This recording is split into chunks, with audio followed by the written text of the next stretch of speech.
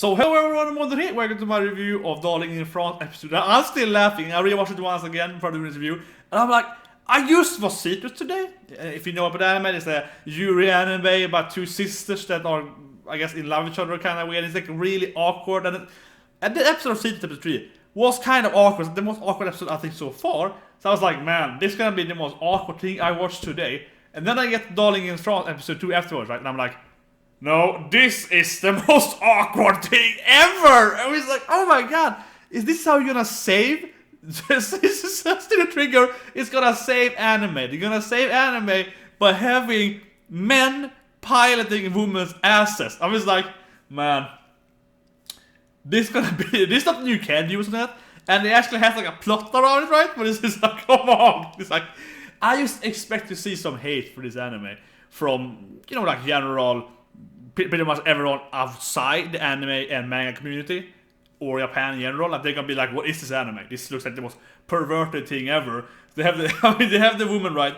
And like the handles come out of her, not out of her ass, but on the side of her tights, like next to her butt, and it's like controlling it by sitting like and pushing it against her kind of, you know, her boss, yeah, and so on. And it's just like, and they're doing this weird noise. There's like, stop doing noises when I try to pilot you. She's like, oh, I can't help it. It tickles they're in my right place. So it's like, oh my god. I mean, I enjoyed it. Because, you know, I like anime, I like Japan. I've been in Japan, speak Japanese more right, decently. So I guess maybe it's a cultural thing. I feel like I have to defend the Japanese culture when I see this anime. Honestly, I'm just like, wow. I mean, it is funny though. It is funny. And the weird thing is though, and I say this is why I like Japan, because as a narrative sense, and I really mean it, it works. Like it really, really works. Because if you look at it without this kind of like, oh man, this is the most perverted anime ever, like this is so etchy, so fancy with this border hentai. If you ignore all of that stuff and look at it as a narrative sense, it actually makes really good sense, because they have the character, right? And they have to kind of be in love with each other or so on to like power this mecha. So the mecha goes by love. There hasn't really been explained that, but it's pretty clear given the first episode that that's kind of how it works. And I say that too because, I mean, I watched Kill la Kill, right? I watched, of course, Tengen Toppa Gurren Lagann. And Tengen Toppa Gurren Lagann, the power goes by your willpower, right? So if you want it, the more you believe in yourself, the stronger you are, right? There's kind of like One Piece, so on. Haki One Piece. It's very typical, but I mean, that's the old show, right? So the big show, instead of going by how much willpower do you have to, like, you know, control this mecha, as hero has willpower, but that doesn't work here really. It's about the love between the two different man and woman side. Yeah, so the stronger the love is, the stronger the connection is, the stronger the mecha is, right? So that's the premise of how you empower this mecha. And the mecha are females, right? The mechas are, you know, the gender of female. Yeah, they have all the assets. They have the, you know, the shape, body shape of a woman and so on. And it's clear that the female in this partnership, she's actually kind of the mecha, and then you have the parasite, and they're both parasites, right? So they sit inside the mecha, and her body is obviously, if she was her left arm, the mecha was her left arm, kind of right to connect her body and like her spine to the mecha, and then the mecha kind of has her shape, not entirely, but we saw that they are all kind of similar to the mecha, right, of course, but they can actually different side. However, though, 02's mecha, that could change shape and then become more like her form, right? So the mecha is kind of like after the female that's controlling it. So given all of that, what they need is that they can't like survive controlling the mecha alone or whatever, like she did in the end there, Ichigo, when she ran into the other team, right? So they can do it for a short while, but it takes too much effort for them. So basically how it works, so like logically it makes sense. It does, right? Because logically the female's body is like the extension of the mecha. But it takes a lot of like takes a lot of like, you know, power to control it, right?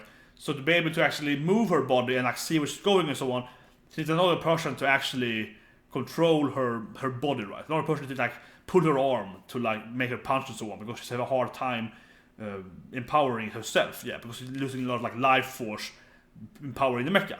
So who will control her then? Well, obviously the person that loves her the most and the person she trusts the most, right? The more she trusts the man, and the more the man loves her and so on, their connection, right? The stronger that is, the better the actual, he can, you know, help her fight, right? Because it's the woman that's fighting, right? And the man has to be behind her, kind of helping her, activate her abilities or whatnot, right? That's kind of how it works. But also the main character and his partner, 02, she is so strong and half demon or whatever, she can control the mecha herself without having help. That's obviously her strength, something like that she is strong enough to control the mecha without anyone helping her, and she just has some focus left, right? It's good doing as well, but she got exhausted after like a minute, right? But she can probably do it for an hour or whatever. And but that being said, though, if she has a man that loves her, obviously she'll be even stronger because she still has an exhaustion problem, of course, because she does expend more energy on herself. So it makes as a narrative, it makes perfect sense because she's half a demon or whatever, right? And everyone hates her. She has horns, and no one trusts her. And so obviously the main character's like, oh, but she's a nice person. I don't care about her appearance. I like her anyway. So his love for her and actual real love for her is of course going to empower her, and they're going to have a real trust and a real connection. That's why they can be a great team, right?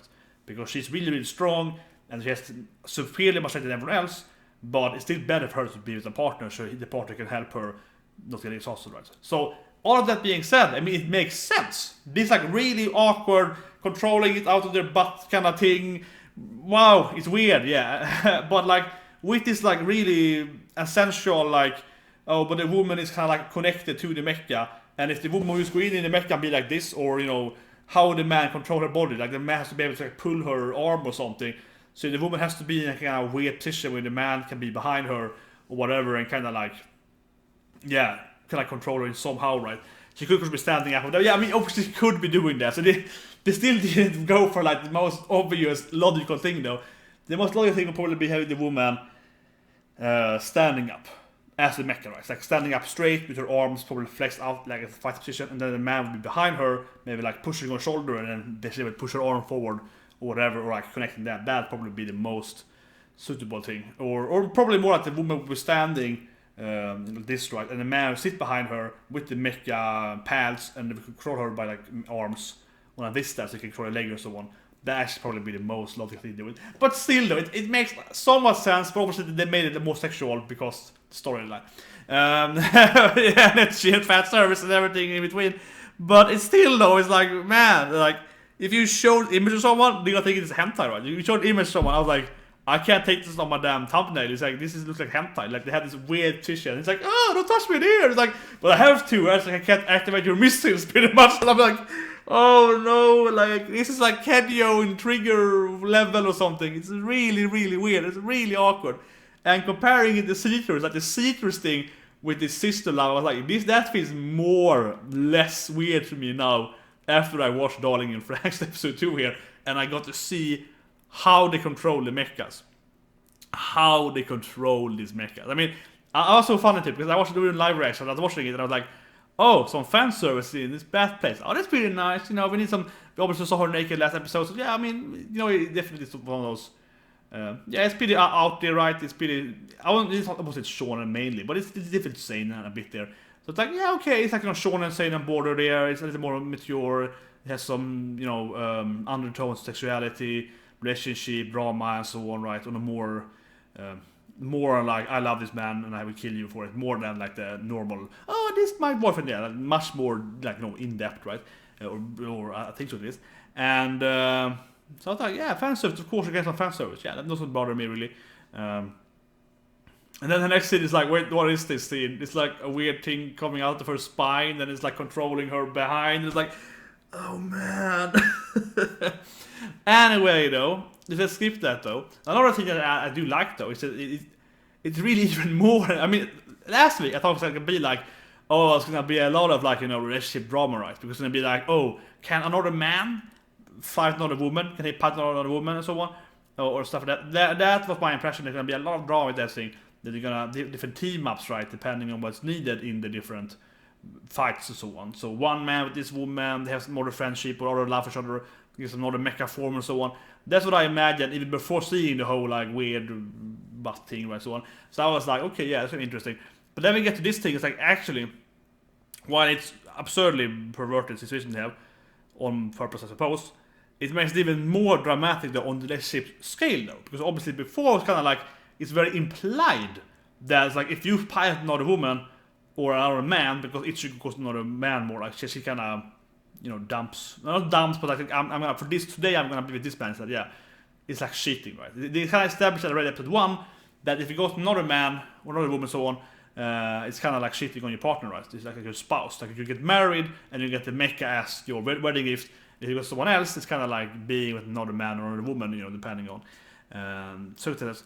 And she's doing that thing, like even without having the weird position they have, it would still be kind of like, it's kind of like cheating. But now it's right straight up like cheating. Now it's like, no, it's kind of like having sex in a weird future. That this is like 10,000 in the future. You have like intercourse inside the mecha to get the mecha's power going. It's like, what? And he even says like, you have to kiss me or something.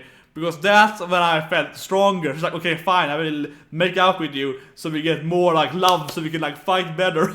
He's like, oh my god, it's anime. But obviously, that is how it's gonna be. He's gonna kiss 02 or whatever, right? And it's gonna be like, yeah, that got her motion going. That's she's stronger because of the love, because of the sparks and the kiss, right? So you get chemistry with each other.